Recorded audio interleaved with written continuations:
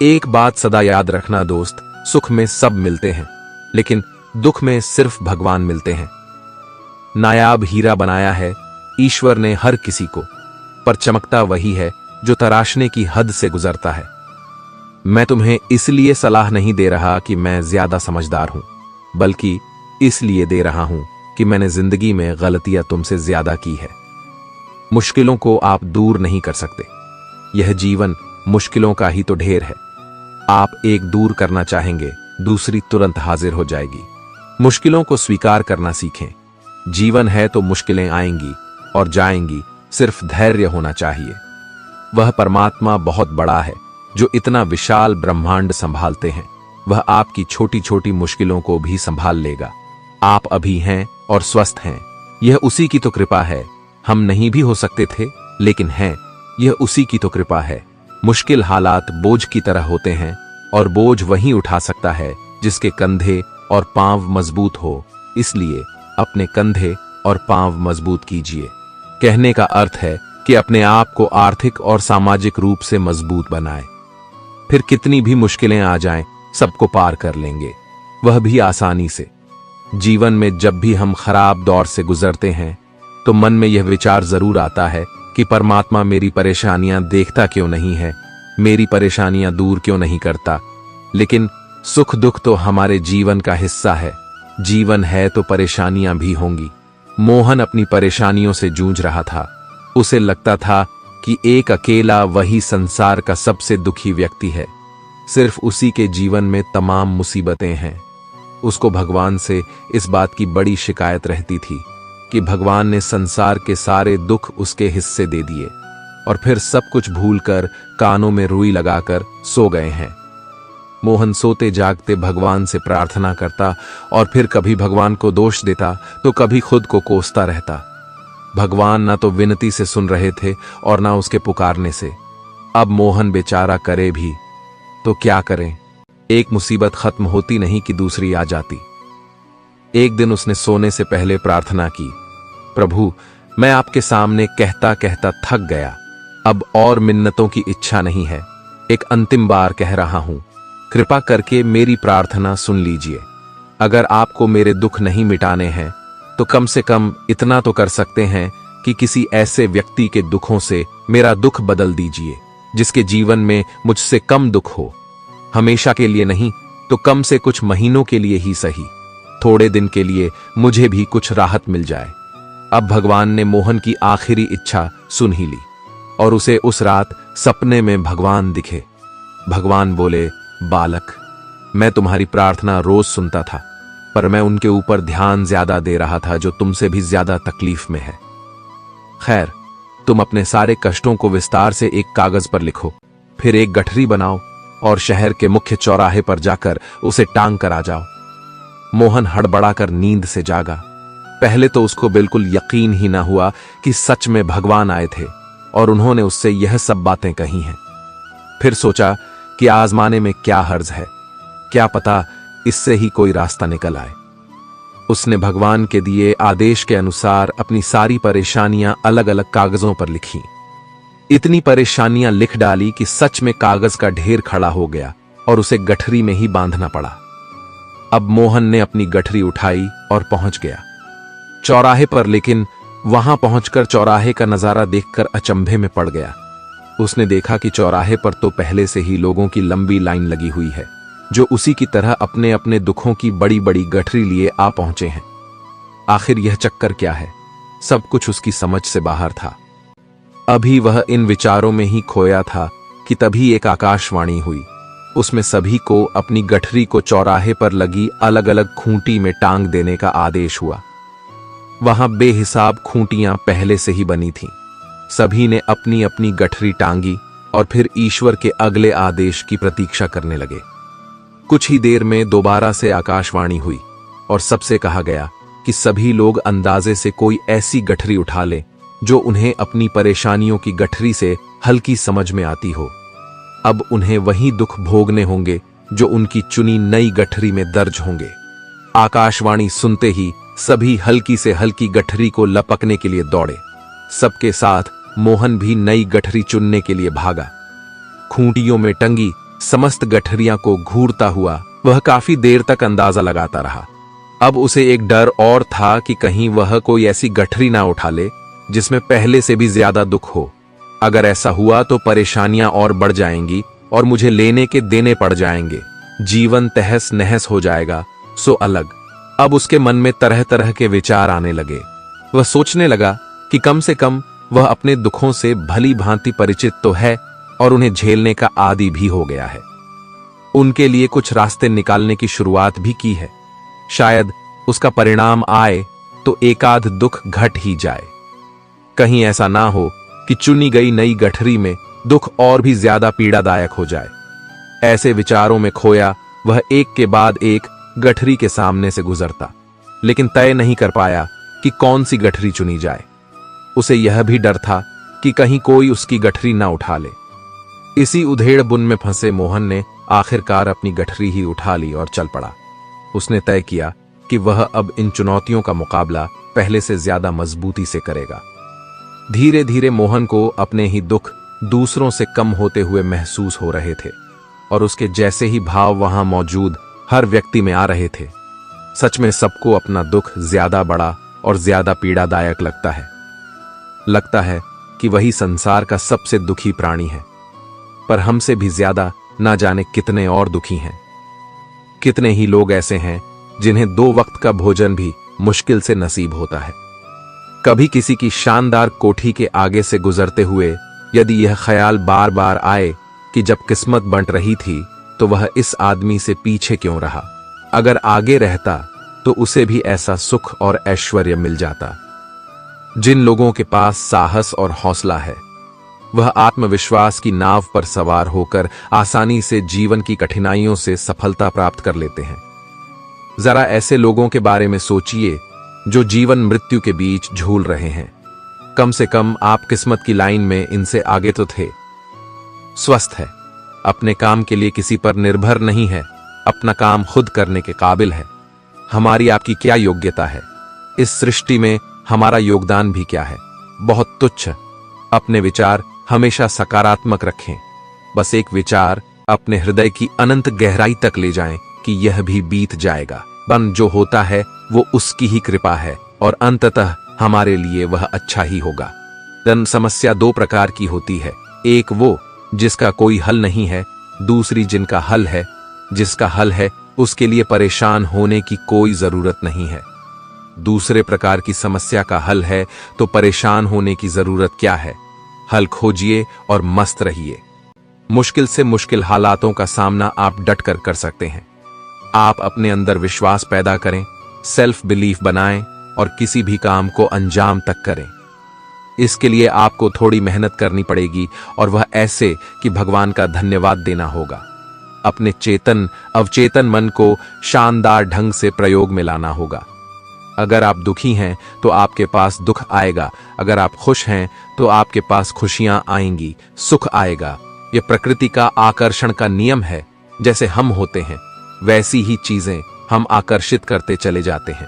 उसके बाद आप भगवान की पूजा अर्चना अच्छी तरह से करें और आप देखेंगे कि आप दिन दुगनी रात चौगुनी उन्नति कर रहे हैं। हर रात के बाद सवेरा होता है, तो लोग क्यों नहीं मानते कि अंधेरे के बाद उजाला भी होता है? यानी कि एक बुरे दिन के बाद एक अच्छा समय भी आपके इंतजार में बैठा ही होगा। परंतु अक्सर लोग यह समझ नहीं पाते और हमेशा ही उदासी के अंधकार में डूबे रहते हैं। बुरा दिन किसी विशेष व्यक्ति को चुनकर उसके पास नहीं आता। यह किसी के साथ भी हो सकता है, मेरे या आपके साथ भी। बुरा दिन वह नहीं जो एक बड़े स्तर पर आपकी जिंदगी बदल कर रखते, बल्कि बुरा दिन वह भी है जो आपको धीरे धीरे उदास करता जाए। यदि किसी दिन आपको बार बार लगे कि कुछ गलत हो रहा है, सब कुछ आपके विरुद्ध चल रहा है और साथ ही आपको अपनी बुरी किस्मत का आभास हो रहा है, तो सबसे पहले तो ऐसा सोचना बंद कर दें। बुरा समय किसी का भी आ सकता है, इसमें कोई नई बात नहीं है। ऐसे में आप यह सोचकर संतुष्ट हो जाएं कि अकेले आप नहीं हैं जिसके साथ ऐसा हुआ, और अपने दिल को तसल्ली देते हुए आगे बढ़ जाएं और कहे, आज का दिन बुरा था तो क्या हुआ, कल फिर अच्छा होगा। जब आपके जीवन में दुख आता है तो आप उस दुख से बचने के लिए कड़ी मेहनत करते हैं, उस दुख से बचने के लिए संघर्ष करते हैं, ताकि आप उस दुख से बाहर निकल सके। दुख से बाहर निकलने की छटपटाहट में आपके अंदर जोश और जुनून पैदा होता है, और जुनून आपको लगातार मेहनत करने की ताकत देता है। लगातार मेहनत करने से आपके अंदर आत्मविश्वास पैदा होता है, और आत्मविश्वास आपको सफलता के शिखर पर लेकर जाता है। आप इतिहास के पन्नों को खोलकर देख लीजिए, जिसने अपने जीवन में जितना ज्यादा दुख सहा है वह उतना ही ज्यादा सफल हुआ है, यानी जितना बड़ा दुख उतनी बड़ी सफलता। इस तरह दुख से आपको जीवन में आगे बढ़ने के लिए प्रेरणा मिलती है। अतः आप दुख में घबराने के बजाय दुख का मुस्कुराकर स्वागत करें, क्योंकि आपके जीवन में दुख का होना जरूरी है। तूफान को जीतने वाले बारिश से नहीं डरा करते हैं, और जिन्हें बारिश से डर लगता है वह तूफान का आनंद ही नहीं ले सकते हैं। इसलिए आत्मा का पहला गुण निर्भय है, जिसमें निर्भयता ही नहीं, वह मरी हुई आत्मा है। परेशानियों से हमें अंत तक इसीलिए लड़ना चाहिए क्योंकि वह परेशानी, वो दिक्कत फिर वापस लौटकर जिंदगी में आगे चलकर सामने ना आए। अगर ऐसा होता है कि वह वापस जिंदगी में लौट कर आए, तो आप उसे एक बड़े रूप में देखेंगे। अगर वो परेशानी साल भर पहले छोटी होगी, तो आपको पता होगा कि आगे चलकर साल भर बाद दुगनी बड़ी होकर आएगी। तो फिर उसका सामना करने के लिए हमें दुगनी ताकत की जरूरत होगी। और लड़ते लड़ते बीच में फिर अगर हम थक जाते हैं, तो हम वही हार मान जाते हैं और उसे वहीं छोड़ देते हैं।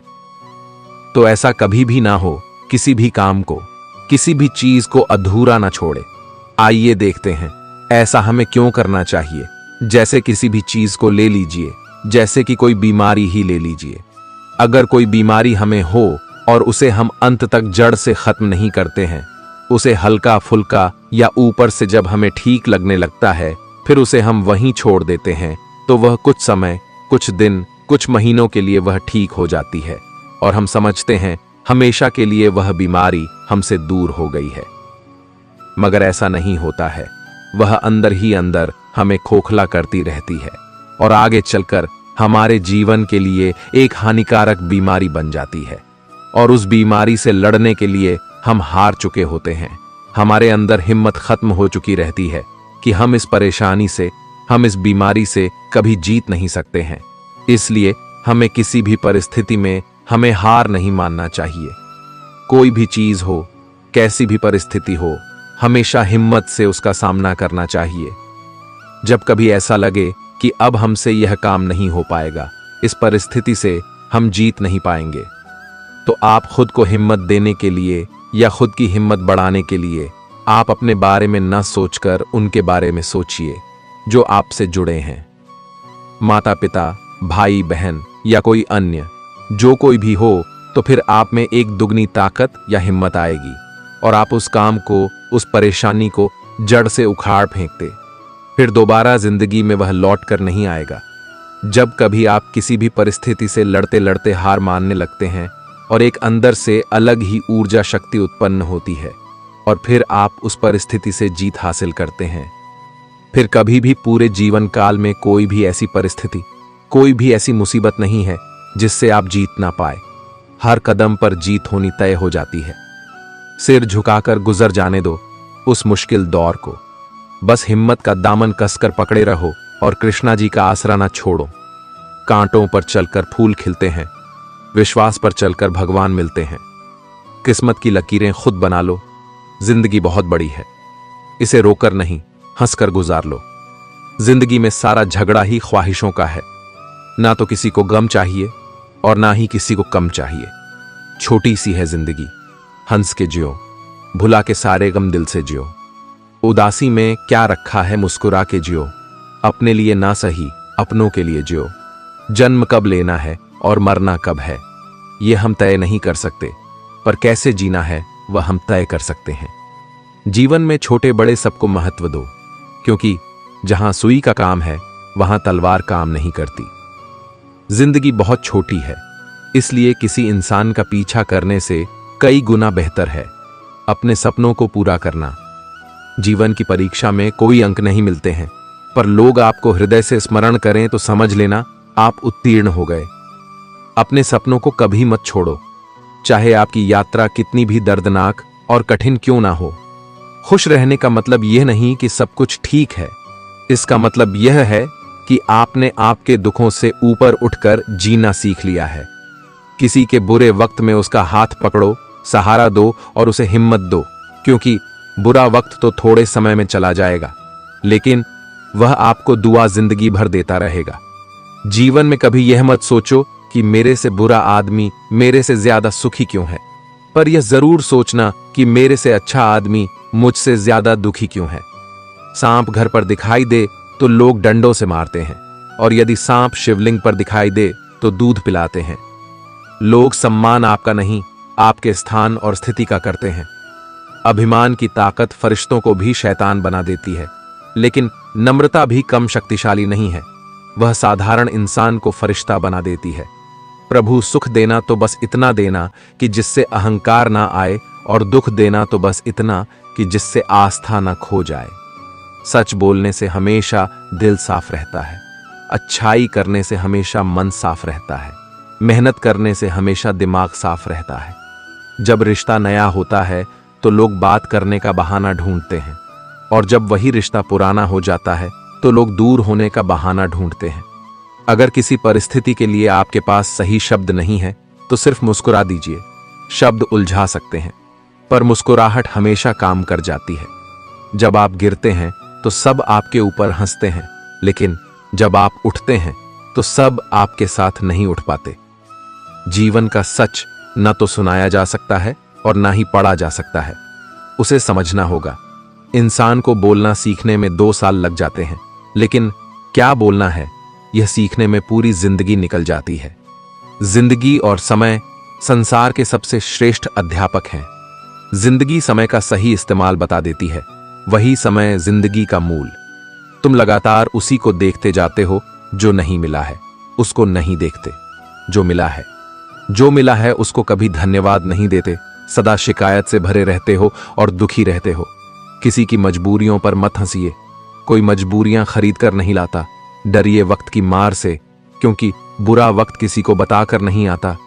गुरूर में इंसान को इंसान नहीं दिखता, जैसे छत पर चढ़ जाओ तो अपना ही मकान नहीं दिखता। दुनिया को झूठे लोग ही पसंद आते हैं। थोड़ी सी सच्चाई कह देने से आजकल अपने ही रूठ जाते हैं।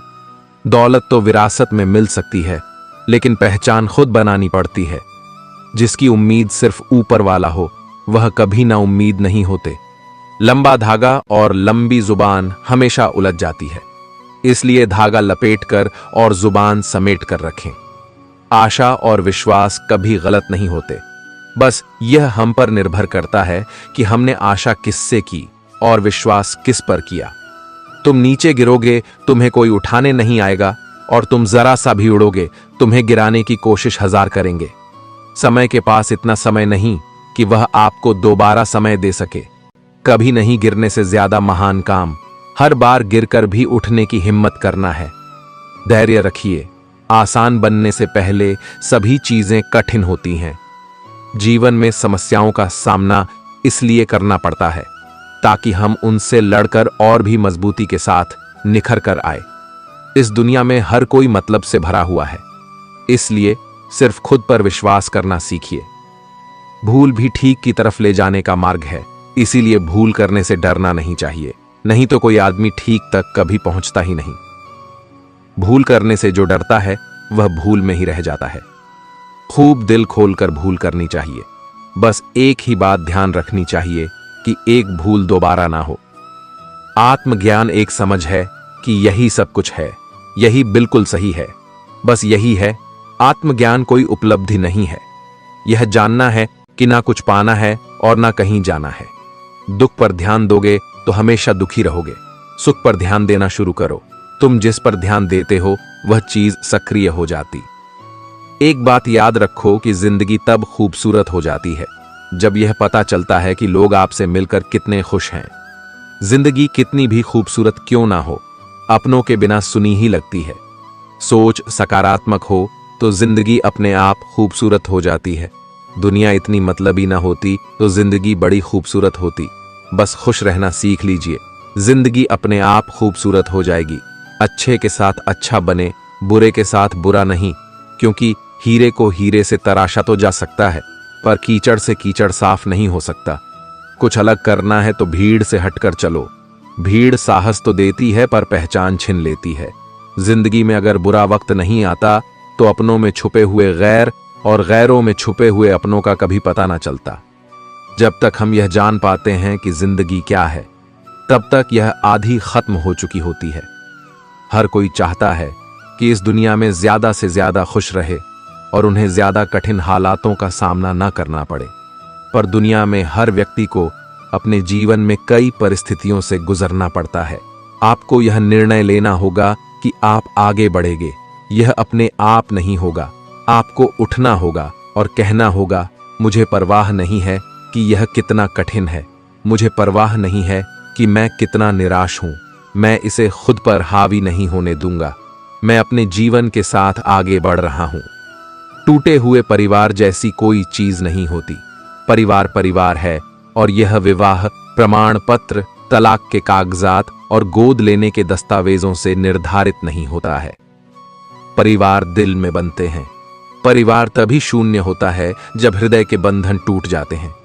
यदि आप उन संबंधों को तोड़ देते हैं तो वे लोग आपका परिवार नहीं है।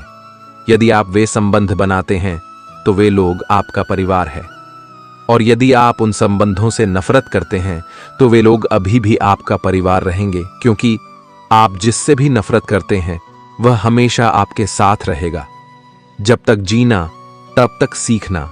अनुभव ही जगत में सर्वश्रेष्ठ शिक्षक है। जब तक आप खुद पर विश्वास नहीं करते तब तक आप भगवान पर विश्वास नहीं कर सकते।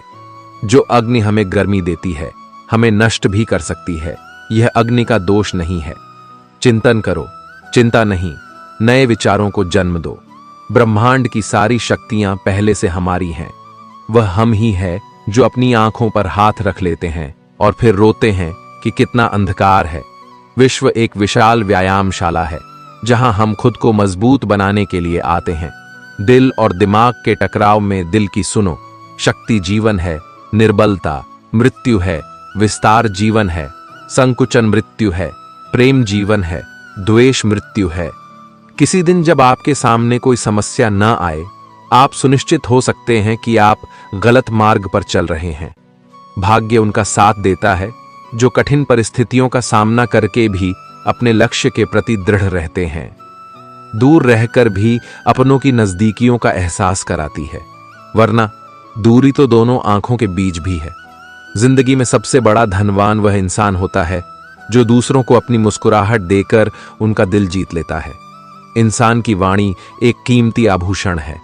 इसके गलत इस्तेमाल से इंसान की चमक फीकी पड़ जाती है। इंसान के जीवन में दो तरह के दुख होते हैं। पहला वह जिसकी अभिलाषा पूरी नहीं हुई, और दूसरा यह कि उसके जीवन की अभिलाषा पूरी हो गई। चिंता जीवन के सारे दुखों का एक ही कारण है।